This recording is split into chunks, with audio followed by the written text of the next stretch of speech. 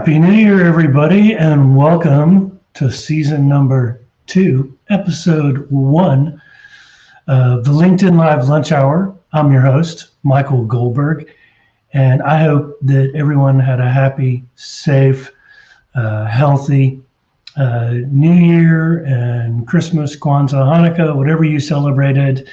I hope it was a joyous occasion. I am really excited to have my first guest on for the new year, and the gentleman, Nick Wagner is his name. He's an innovator. He shares ideas and experiences, and what his goal is to help empower and inspire people to reach their potential. He is an organizational development consultant on the Cigna's Human Resources and Services team. But he also does a lot of helping people reach their full potential through the family nonprofit CITE, C-I-T-E, where he has 2 different initiatives to help people, Full Potential Movement and InnovateCT. So we're definitely going to ask him about that. He is a connector. You can visit his website at nickwagnersenior.com. And so we're here to talk about innovation. I think it's a good topic to be talking about. And here we go. I'm bringing you on, Nick. So let's bring you on. There he is. Hey, Michael. I wish I had sound effects. That's what I think I needed for this broadcast. Is like the, fake, pretty cool. Fake audience laugh, fake. The audience clapping, the whole 9 yards. Well, hey, Happy New Year, sir. Happy New Year to you as well. Thank you for having me. And I feel privileged and honored to be your first guest of 2021. So thank you. There you go. I love it.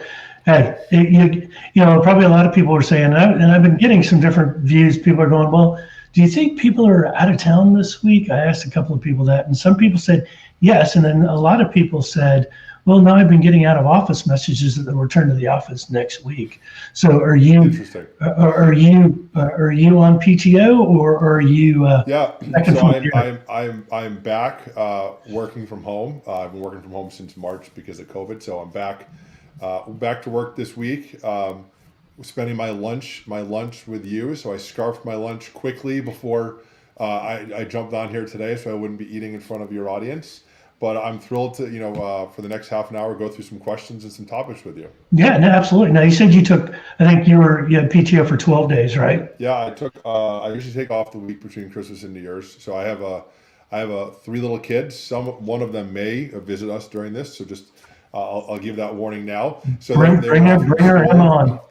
They were home from school, from break, and then my wife actually works in our kids' school as a speech pathologist, so she was off as well. So I always take off that week between Christmas and New Year's, and I did a lot of family things. It was a little bit different celebrating Christmas this year or New Year's with not really be able to see anyone, but yeah, we still had a good time. Did some virtual activities and got a lot of home projects done, which seems to be my theme of 2021. Right? 2020. Yeah, I got a lot done in terms of projects myself, and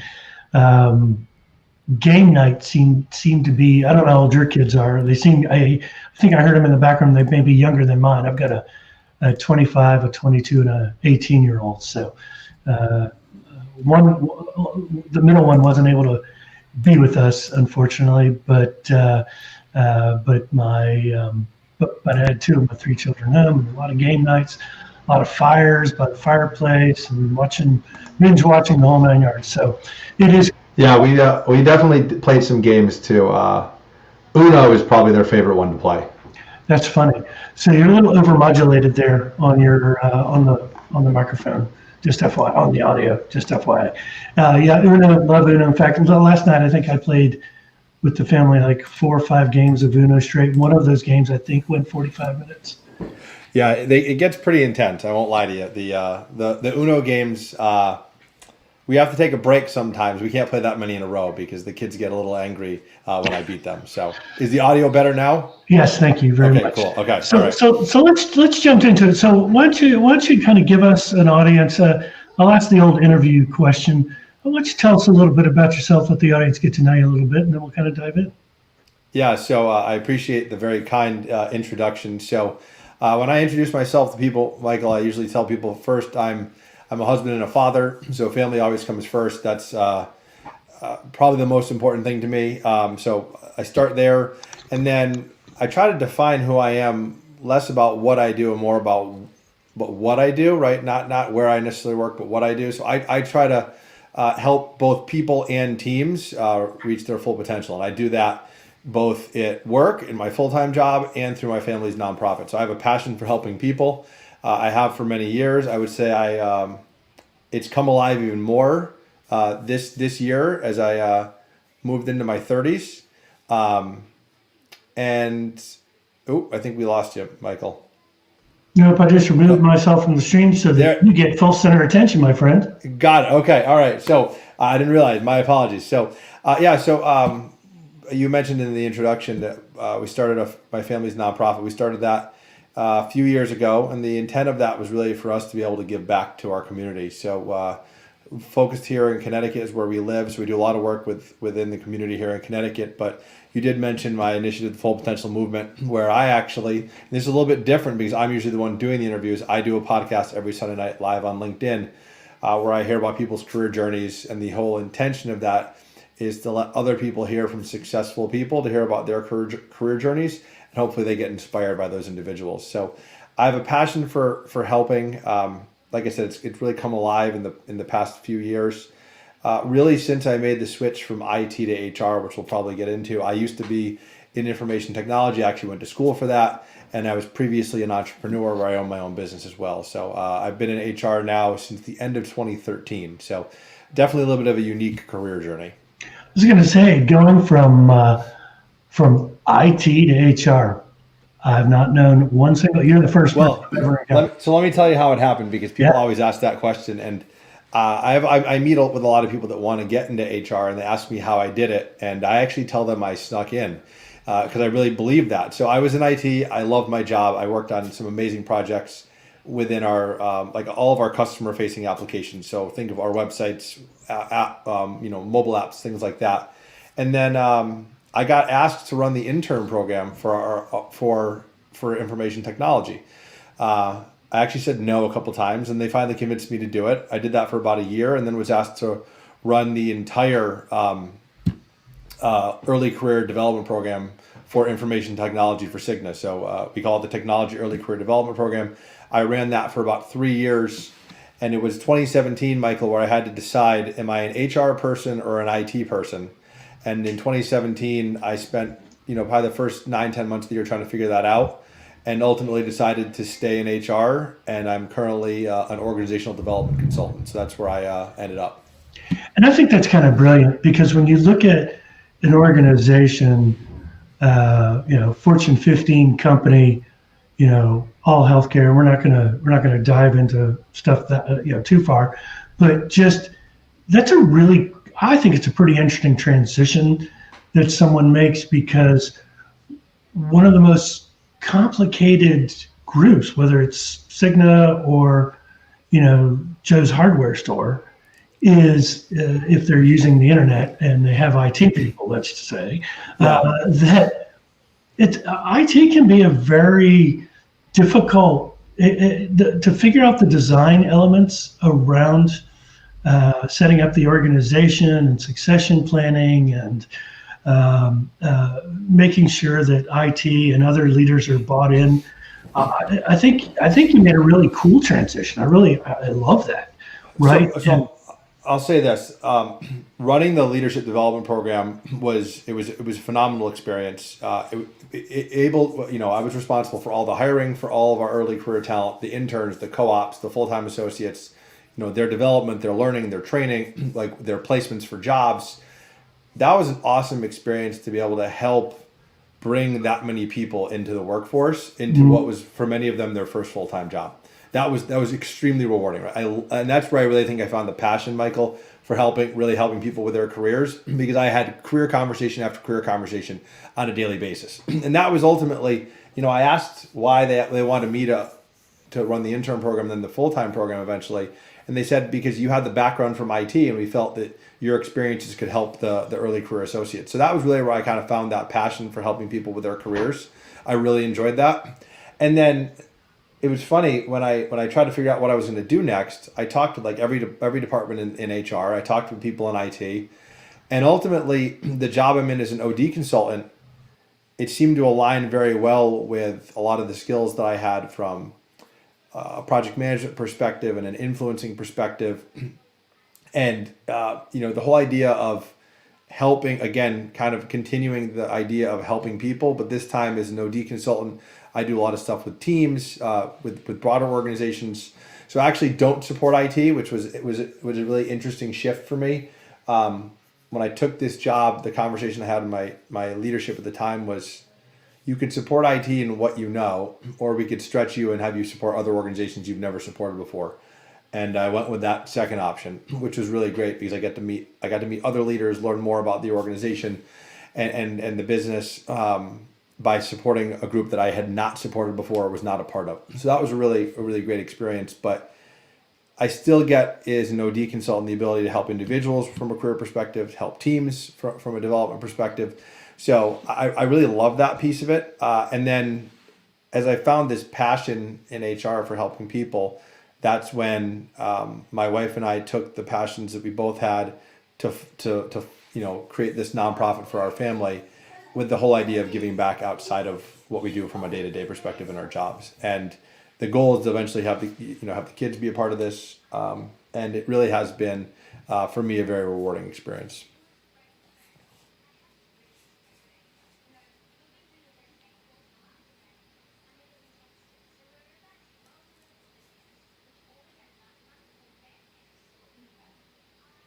So I think you took yourself out of the stream again, Michael, and I. Sorry. Oh, there you are. There we Sorry, go. I was asking the question like I was there. So tell us about CITE. Tell us where did that come from? What does that involve? You said your whole family's involved. Kind of walk us through that, because I'm fascinated by that. Yeah. So the idea for the nonprofit CITE, we made it generic on purpose. So it stands for Communication, Innovation, Technology, and Education. And the reason we did that, a lot of people have asked that, is the genesis of it was this initiative, Innovate Connecticut, that I had, which was focused on innovation in Connecticut schools. And we decided to make the nonprofit more generic so we could do multiple things under it. If we just named the nonprofit after the one initiative I had, it would be really focused on that one thing, but we wanted to be able to do more. So we purposely made it more generic so we could do multiple initiatives under that one umbrella. For those that are out there that have created a nonprofit or have worked with a nonprofit, it is it's an interesting experience. So right now we are a nonprofit. We are registered with the state of Connecticut, but we have at this point not accepted any donations or any grants or anything like that. So we are not a 501c3. Mm-hmm. That is actually the next step if you want to be able to accept donations from individuals or apply for grants. So that's actually the next step. And as you can imagine, like anything with the federal government, Michael, that is a process. So we are evaluating what is the best way to make that happen next. But the intent there would be we could then apply for grants for specific initiatives we have, or accept those tax deductible donations. So that's kind of like the next step. And again, we kind of went slow on purpose, right? We've had no need to accept money or do grants, so we didn't need to do that. But we want to. My wife specifically wants to do something with one of her initiatives where she takes devices for individuals with special needs, specifically people that can't talk, and gets those devices and then programs them so they have a communication device. There's a lot of individuals, Michael, people might not realize, that actually can't talk without a device. So that's what one of her initiatives is focused on, which is really cool. So that would be a great example of how we could accept money to help with get devices for individuals, or could get a grant to get more devices for individuals. So that is the next step, the 501c3, which we hope to do in 2021. That's fantastic and good for you. I mean, it's my son actually started a nonprofit, my youngest, and oh, very cool. Yeah, it's called Nets for Neighbors. So basically, here in the Dallas area, he collects. He used to play basketball, and just he couldn't make the team. He couldn't compete at the level that. Anyway, he decided to take that, and we had the old hoop sitting in the back. He goes, "Oh, I wonder who I can donate this to." And then, light bulb moment. Hey, there are probably other people that have all these, basketball nets, Right. or basketball hoops and basketballs that they don't use anymore. Let's donate it to kids. And we found a go-to person that shovels it off to different organizations in different homes. We're now going to start doing it for Habitat for Humanity. That's awesome. And but he went through the process of forming a 501c3. He's received two huge grants. I should probably talk to your son then about how he went through the process, because Yeah. I have talked to some individuals, and there's a lot of different ways to do it. So no, I mean that's it's, and I'm sure your son feels the same way. I love the ability to give back. It really gives me that sense of pride and makes me really happy. That's why we really do it. There you go. Here's something from my friend Shanae Rutt. Nick, love your passion and focus for your nonprofit. I've been on board of directors and a development chair. So thanks for that, Shanae. And it is, if you have a passion about something, you don't have to go as far as forming your own organization, but you can be a Correct. part of so many different organizations, like whether it's Shanae being on a board, as you may or may not recall, I don't know if I've mentioned this when we were talking, I had worked for 3.5 years for the American Heart Association at Yep. their Yeah. office as their head of talent, and basically, you feel like you're a part of a mission, and I think that's the special thing. And so for kids, whether they're physically unable to speak or maybe they're autistic, and they need a computer to help them talk, I mean that's fantastic. So let us know how we can support you and help you when you're ready to accept donations and grants. Then down the road, let us know, and the audience will be glad to help push that out and help you get there. Right. You bring up a great point, Michael. One of the things that I think I love about volunteering and philanthropy is the ability to network, which I think is actually what a lot of people don't realize. Volunteering and philanthropy is a great way to network and expand, who you know, and you never know what might come out of those relationships, whether you go volunteer, locally or for a national organization. So I always kind of share that with individuals. It's a great way to meet people. Yeah, absolutely. And then, you've got this Full Potential podcast that you do Sundays at 8:00 Eastern every Sunday night. And so what are those kind of guests that you bring on, and what's the mission of the show, and how do you get people to know? So I've been doing it. It's funny. I've been doing it since 2018, but I wasn't recording it live using StreamYard, which you use as well, on LinkedIn until about November of last year when I got accepted into the LinkedIn Live beta. And I was trying to figure out what am I going to use this LinkedIn Live thing for, right? That I'm now accepted into, and I decided why not record the podcast live and bring in the element of video. So I started doing that a little over a year ago, live. We stream it to YouTube and Facebook and LinkedIn, and then I take the audio and put it into the podcast. But the intent of it, and I think this is really, really key. Every single person's career journey is so unique, and I think everyone can learn from other people's career journeys. So, Michael, when we met, we talked all about your journey and what you've done and how you ended up with your own business working for yourself. Everyone's just different, which is what I love, and I think you can learn a lot about what is possible by hearing from other successful people. So that is really the intent of the podcast on Sunday nights. Hear from successful individuals and what could be, right, for people to kind of hear about the possible. And I interview people from Fortune 500 companies like myself where I work. I interview people from nonprofits. I interview entrepreneurs. It kind of runs the spectrum as far as where people are from, Michael. And the intent is interesting, innovative, unique career journeys, and they can give advice to my listeners to help them think about what could be, right? And I have a lot of early career individuals that listen to the podcast that are right out of school, right? Whether it be high school or college or technical college. And a lot of people, they don't know what they want to do, right? I mean, I think a lot of us, I'm 39 now, so I'm quite a few years out of college, but I think a lot of us struggle at that point in our life in figuring out what's next. So it's great to hear from these guests who share such amazing advice about what they've done well, what they haven't done well, why this went well, why this didn't go well. It's really been pretty cool. It is extremely cool. And, so so for the audience out there, I want you to tell us in the comments, what do you do to reach your full potential? Or what makes you unique? What makes you innovative? Share with us, whether you're in recruiting, HR, organizational design, operations management, whatever your role is. Share with us how you get that full maximum potential. So let me ask you a question, Nick. What and I did some, and I think we talked about this when we had our first introductory call, that when the pandemic started, I kind of pivoted to doing career coaching.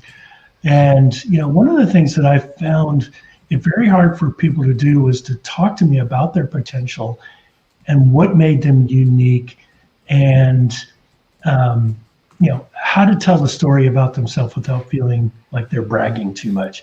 How do you advise, when you have your guest on or you're coaching someone one-on-one, what are some of the things you talk about in those categories? I think that you bring up a great point, and a lot of people don't want to feel like they're bragging, and they're humble by nature. So when they talk about themselves, it's very challenging. And you actually hit on a great point. Every time I bring a guest on my show, I actually say to them, don't be humble, right? I know that's a weird thing to tell people, but we want to hear about the awesome things you've done in your career, because you are going to inspire others. So, share the great time you did this or the great time you did that, and then share some of the things that might not have gone as well. So I think what you bring up is super important. When you're interviewing, you're essentially selling yourself. I know people don't like to use that phrase, but you're selling yourself. So I think if you're interviewing for a job or you're networking, you have to be able to articulate to individuals like what makes you different. What is your competitive advantage, right? So everyone I talk about, I have this whole personal innovation plan that I talk about with individuals, and I always talk about what is your competitive advantage, what differentiates you from everyone else. And everyone has something. I think the thing that frustrates me the most, Michael, is when people think that they have nothing to offer, or there's nothing that they have that differentiates them, or they're not an expert on this. And I always share with people, I'm like, you might not be in the top 1% of experts, but you probably know more about this topic than 95% of America. So think of it that way. So I think sometimes it's a confidence thing more than anything else with individuals. And I think Sinead brings up a good point here. Listen, engage, connect. By the way, I got big kudos from, I don't know if you know Rob or not, Rob Lockhart. Passion definitely helps to open up and provide insights into one's purpose. Amazing work, Nick. Open to purpose. Very nice. Thank you, Rob. Thank you, Rob. Commenting. Absolutely. So one of the things that, especially now, I still will get calls from time to time from people that have been in the job search. We're at a year since kind of COVID was brought to the forefront, and we needed to be. So this time last year, we weren't too concerned yet because it hadn't hit the border, hadn't hit the U.S. Right. But you still had some type of anticipation. And so, you're probably going to be talking to people that have been out 6 months, 8 months, 9 months, even a year at some point. How do you get people to open up and feel really good about themselves, even though they've been out of work? And what are some of the things that you suggest to them? Yeah, I think it's a great question. And I've been, back in December, I did an open to helping event where we had a day's worth of content, myself and about 10 other professionals from the HR community from across the US and the UK to help individuals that were trying to find jobs. Because my whole thing is I've been able to, I've been employed this whole time. I wanted to see how I could continue to help and give back because there's so many people unemployed. So we did this event. But I think a couple things. One thing I've talked to a lot of people that are out of work in the past 9 months, 10 months. I think every single little thing is a win, right? So if you get an interview, that's a win. Even if you don't get the job and you got an interview, that's still moving in the right direction because you're getting that practice, right, with the interview. So I think that's a big one. So I think trying to document every little win that you can have, I think is huge. I've been trying to really be really clear with people that networking is the most important thing you can do to find a job. And when I say networking, it's not just your family, it's not just your friends, but I actually think it's going on LinkedIn and sharing with the world that you are looking for an opportunity, right? Because people don't know you're looking for an opportunity. How is someone going to help you? Correct. And I know networking is a scary thing. I know a lot of people don't like to do it, but networking you don't have to overcomplicate it. It could be as simple as a 5-minute conversation with someone. It doesn't have to be this big formal thing. So I think if you simplify networking, it's really just connecting with others that may be able to help you, or you may be able to help them. So I think networking is huge for those out there looking for jobs. And I say this all the time to like everyone I know. You want to network years before you need a job, not the day you need a job, right? So if you have a job now, you should be networking, getting ready for that next job that you might want, right? So I think that's a big one. And then the last thing I would say, and then I'll throw it back to you. I've said this, I can't tell how many people that are unemployed. Why not start your own business? What is preventing you from being an entrepreneur? And I say this to people and they look at me on video or they'll pause on audio and they'll be like, well, I'm not an entrepreneur. I can't do that. I'm like, what do you mean you can't do that? Why can't you do that? And people kind of look at me like, well, I never thought of myself as that. And I'm like, well, maybe you should. Again, it's not for everyone, but I always bring it up because who knows, right? I think you've seen a lot of innovation throughout COVID and with a lot of people starting businesses right now, which I think for a lot of people seems counterintuitive, but now, depending on what you're doing, could be the best time. Well, yeah, no, those are fantastic points, Nick. And so I've talked to, when I was, coaching job seekers, I would say, have you ever thought about putting yourself out there to contract? Well, yeah. I go, well, how would you do that? Yeah, just to kind of see what they'd say. 90% of the time, it's, I just look for contract jobs on LinkedIn. No, that's not what we're talking about. What we're talking about is putting yourself out there. Even if it's just for the next 6 months to bring some type of income in, you have something to offer, each one of us, whether you're employed or unemployed. Unemployed doesn't mean you've lost all your skill sets. Correct. You've lost your confidence. Right. You still have those skill sets, and you should never forget that, because those stay inbred with you the entire time. The confidence is the big thing. You're 100% right. Yeah. And so, well, I go, well, how would I even do that? And so I'd say, well, it's the same thing. It's networking. You may end up finding a full-time job while trying to get contract business. Right. And they go, well, I don't, like, if they're a designer, I don't want to put myself out on Fiverr, or I don't want to put myself out on, gig work or whatever those different sites are. I want to find a job. I need steady employment. What I don't think people realize is that the economy is going to change. Well, yes, there'll be more open jobs. And this is my opinion. I'd love to hear your thoughts. I think we're moving to more of a gig economy. I think that is where we are headed. And this just helped us get there faster. What are your thoughts? Yeah, I mean, I think there is going to be many research papers written by PhD students at universities and colleges about the effects of COVID, the long-term effects of COVID, right? On how we work, right? Not only where we work, are we in offices, are we at home, how that's changed, the makeup of work, like as you said, right? So are we more gig economy focused with less full-time employment and more, entrepreneurship, things like that? It'll be interesting to see how things, what the permanent shifts are, or what kind of the incremental shifts are. I think we were already moving in a direction, to your point about the gig economy, and I think part of that is with the internet. It is, you have access to information 20 years ago you never had access to. You have access to markets 20 years ago you never had access to. It's opened up everything. So the barriers to entry for so many individuals getting into businesses has come down so much that it allows people, to your point, if you have a service that you can offer, you can easily offer that service. So it'll be interesting to see how that continues. I don't think we'll see a complete shift away from traditional employment, but I think you will see people that are more purposeful about, those that want to do the gig economy idea, right? So they want to do a little bit of this or a little bit of that, and because they like the variety. So I think it'll definitely be a more personalized thing, but I think you're right. I think you'll see more and more opportunities for people that want to do that type of work.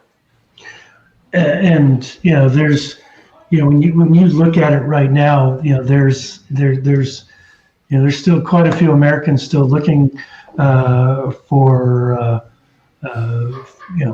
they're going to be looking for work into the next year.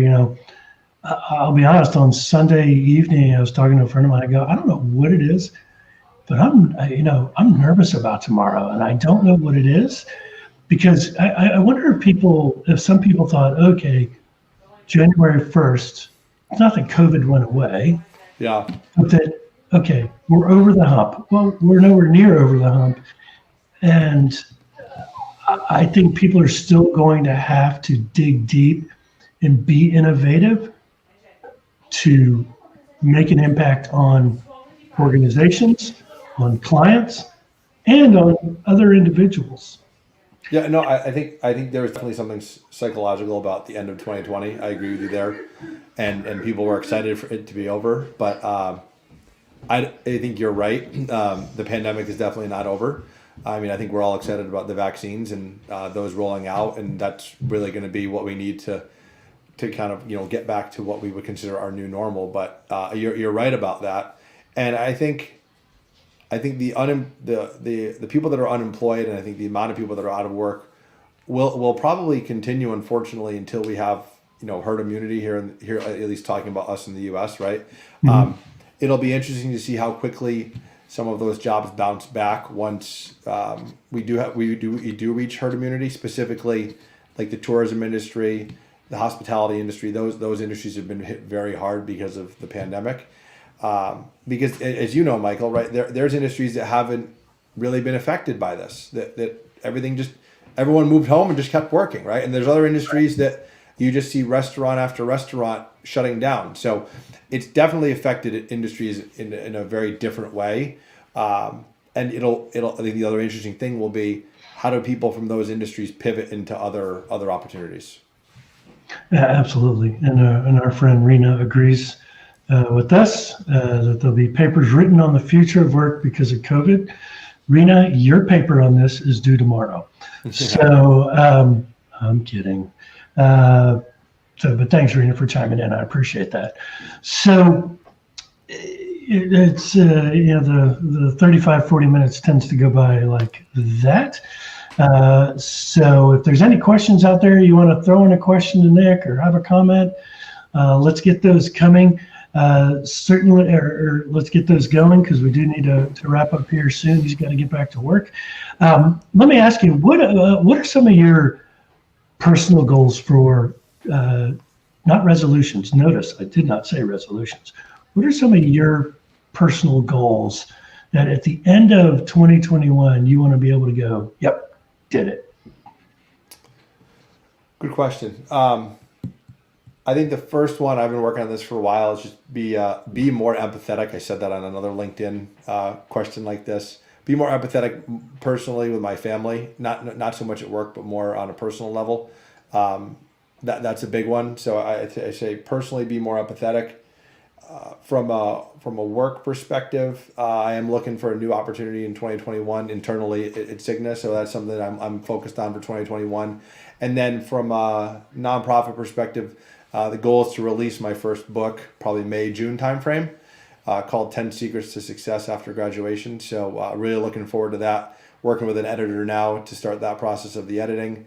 And it's designed to help early career professionals answer some of those really difficult questions when they're done with school. If the schools never teach them. Correct. Yes. None of the career centers help really prep these students for prep the graduates, even pre-graduates. When they're applying for internships. How to behave, how to keep your Facebook clean, keep your LinkedIn clean. Now TikTok. Now, there's a lot of opportunity there. Remember, it was just Twitter and Facebook. That's all you had to keep clean. When I was in college, we Zuckerberg was building Facebook at Harvard when I was going to the University of Connecticut. So I didn't have to worry about social media when I was in college. Yeah, we used to apply for positions through this thing called a typewriter. Like we'd have to actually. So here, I'll bring this out. Let me bring out this monitor real quick. So, do you see this thing here? Can you see this? There it is. Yeah. This is a Platt typewriter, right? So this thing here. That's probably worth some money.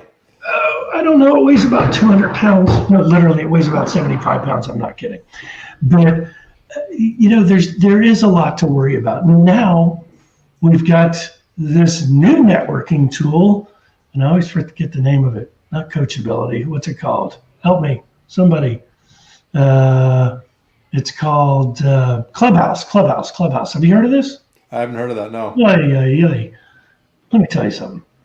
It's this. You got to be invited. It's only available on iPhone right now. It's not available to Android. It's probably good you don't have it because it's a time suck. Got it. There are great conversations going on, and I think there's a lot of good. Thanks, Rita. And she also says, "Congrats about your first book." And then a LinkedIn user who I don't, because I'm not on my LinkedIn app anymore, that wishes you luck. Let me know how that goes, because I am thinking about writing a book myself this year. It is addicting, but it's probably good you don't know about it, because I talked to someone yesterday who goes, the other day I spent about 18 hours on that. I'm like, what? And all it is listening on your phone. There's no video. The jury's still out about whether there's a business development opportunities out there or anything like that. But it's just another distraction for us. And I think that's what we need to do, is really eliminate, as a lead consultant, you would agree with this, right? We have so many distractions and so many shiny metal objects.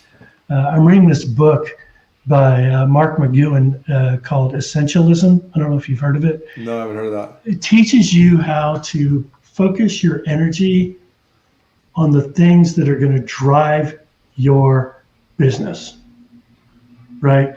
It's not about looking at 10 different things. It's finding that. Remember City Slickers? Did you ever see City Slickers? Yeah. Old enough to remember City Slickers? Yes. Where Curly goes, the one thing. That's my goal. I'm finishing the book this week, and I already know what I want to do. I already know what that focus is going to be, but it really is find your focus. The focus. And you'll be set.